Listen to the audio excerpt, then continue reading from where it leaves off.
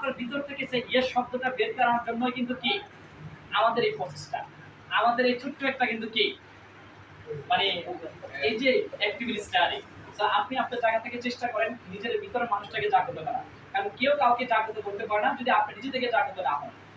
So আমরা কি প্রত্যেকে জাগ্রত হতে চাই? সো আমি ডিএক্সএল শুরু করেছি 2018 সালে একদম শুরু থেকে। বর্তমানে আমার ডিএক্সএল এর বয়স হচ্ছে 6 বছর। এই 6 বছরে এই মুহূর্তে আমার টিমে ৬১,০০০ কনজিউমার আছে ১২২ টাকা নিতে। মাশাআল্লাহ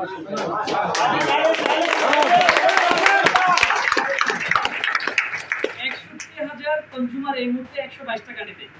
সো এই যে এত বড় একটা টিম, এত বড় একটা পরিবার, এই পরিবারটা দিন দিন কমবে নাকি বাড়বে? মানুষের সংখ্যা বাড়বে নাকি কমবে? যদি বাড়ে তাহলে কি সেল বাড়বে না কমবে? আর সেল বাড়লে ইনকাম বাড়বে না কমবে? ডিএক্সএল থেকে প্রত্যেক মাসে আমাদের ইনকাম বাড়ে, কমে না। ডিএক্সএল থেকে আমাদের পজিশন দিন দিন ডে বাই ডে আমাদের কিন্তু বাড়ে, কমে না। তো আজকে আপনি শুরু করেছেন, আপনি কখনো পিছিয়ে যাবেন না, আপনি সবসময় এগিয়ে যাবেন। আপনি সবসময় এগিয়ে যাবেন। সো আমি আপনাদেরকে আরেকটা জিনিস দেখাবো, এই জিনিসের মধ্যে আপনারা বুঝতে পারবেন। দেখেন, যেহেতু জায়গা নাই, আপনাদেরকে একটু এখানে দেখেন, হ্যাঁ খেয়াল করে দেখেন। আমি সামনে থেকে যাচ্ছি, তার মানে কি আমি সামনে যাচ্ছি, রাইট? আচ্ছা এখন দেখেন আমি যদি পিছিয়ে যাই তাহলে আমি পিছিয়ে যাচ্ছি, রাইট কিনা? আবার আমি সামনে যাচ্ছি না, মাঝখানে দাঁড়ায় আছি, এরকম মানুষ আছে কিনা?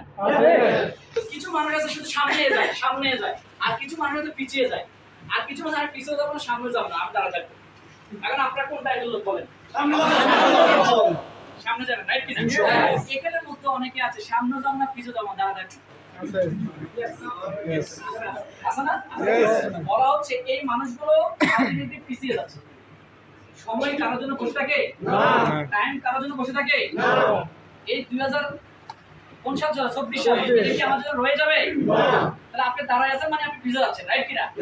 তাই আপনি দাঁড়াবেন না, আপনি পিছিয়ে যাবেন না, আপনি শুধু সামনে যাবেন। আপনি শুরু করেন তাহলে অটোমেটিক আপনি সামনে যাবেন। আজকে আমি শুরু করেছি বলেই আজকে শুধু সামনে যাচ্ছি।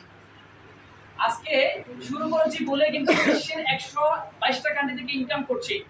আমি গত মাসে ইনকাম পেয়েছি 2,30,০০০ টাকা। কত?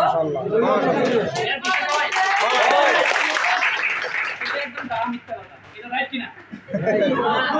এটা দাঁড়া মিথ্যা কথা, রাইট? আমাকে দেখলে কি মনে হয়, এটা কি মনে হয়? আমার দেখলে মনে হয় যে 2,30,০০০ টাকা ইনকাম করেছে, এটা কি মনে হয়? এটা কখনোই মনে হয় না, রাইট কিনা? রাইট, এটা কিন্তু মনে হয় না। বলা হচ্ছে সাইজে কাউকে নির্ধারণ করবেন না, তার কোয়ালিটিকে নির্ধারণ করবেন। আমি চেষ্টা করেছি ডিএক্সএল সিস্টেমটাকে ফলো করার জন্য, ডিএক্সএল সিস্টেমকে মূল্যায়ন করার জন্য, এটাকে সম্মান করার জন্য। আজকে আমি সম্মান করেছি, আজকে আমি রেসপেক্ট করেছি, এটাকে ফলো করেছি। যেমন আজকে টিকিট কেটে এখানে অ্যাটেন্ড করেছি, রাইট না? এইভাবে আমার লাইফে আমি 5,000 ট্রেনিং করেছি। কতগুলো? 5,000 ট্রেনিং করেছি, যে ট্রেনিং এর দাম 20 টাকা থেকে 14,000 টাকা পর্যন্ত ছিল। কত হাজার? 14,000 টাকা থেকে ডিএক্সএল এর কিন্তু একটা ট্রেনিং এর দাম ছিল, সেখানেও কিন্তু আমি অংশগ্রহণ করেছি। তো আসলে আজকে এত বড় একটা সফলতার পিছনে লুকায়িত আছে, সেটা হচ্ছে কি ট্রেনিং। আর এই ট্রেনিং এর কারণে যে অভিজ্ঞতা আছে, যে স্কিলটা আছে, সেই স্কিল কারণে আজকে কিছু মানুষের সাথে প্রোডাক্ট নিয়ে কথা বলতে পারি, সিস্টেম নিয়ে কথা বলতে পারি, ফিউচার নিয়ে কথা বলতে পারি, আমার গল্পটা আমি শেয়ার করতে পারি। এই শেয়ারিং এর কারণে আজকে কিছু মানুষ আমাকে ফলো করে তারা সিদ্ধান্ত নিয়েছে, এই যে মানুষগুলা আজকে এই মানুষগুলোর বদলতে এই মানুষগুলা সিদ্ধান্ত নিয়েছে বলে আজকে আমি আসরাইডার, আজকে আমি এক্সিকিউটিভ গোল্ড ডায়মন্ড। তো তাদের প্রতি অনেক কৃতজ্ঞতা, এবং আমার সকল অ্যাসোসিয়েটকে আমি অনেক বেশি ভালোবাসি। তাই বলে প্রতিনিয়ত আমি অ্যাক্টিভ থাকার চেষ্টা করি, তাদেরকে রেসপন্স করার চেষ্টা করি, তাদেরকে রিপ্লাই দেওয়ার চেষ্টা করি, বিভিন্নভাবে অ্যাক্টিভিটিস করার চেষ্টা করি। তাই আজকে আমার এই অ্যাচিভমেন্ট। আপনি এখন আপনাকে প্রশ্ন করেন, আপনি আপনার জায়গা থেকে আসলে আপনি এটা ফলো করেন কিনা, আপনার জায়গা থেকে আপনি সেই দায়িত্বটা নেন কিনা। যদি নেন তাহলে আমি কি আমার চেয়ে আপনার বেশি এগিয়ে যাবেন, রাইট কিনা? আমি যখন শুরু করেছি তখন কিন্তু ডিএক্সএন এ কিন্তু আমাদের জুম মিটিং ছিল না। আমি যখন শুরু করেছি তখন হোয়াটসঅ্যাপ গ্রুপ কল কি বুঝতাম না, মেসেঞ্জার গ্রুপ কল কি বুঝতাম না, লাইভ করতে হয় ফেসবুকে সেটা জানতাম না, পোস্ট দিতে হয় সেটা জানতাম না। আজকে কিন্তু সোশ্যাল মিডিয়া আমাদেরকে এত সহজ করে দিয়েছে, টেকনোলজি আমাদেরকে এত সহজ করে দিয়েছে, আমরা কিন্তু সহজে কিন্তু কি এই মেসেজটা পৌঁছে দিতে পারি সারা পৃথিবীতে, রাইট কিনা? সো এই সুযোগগুলো আপনারও আছে। তাহলে এই যে সুযোগগুলো আছে, এই সুযোগগুলো আপনি নেবেন কি নেবেন না? বলা হচ্ছে সাকসেস প্রত্যেকে হতে চায়, রাইট কিনা?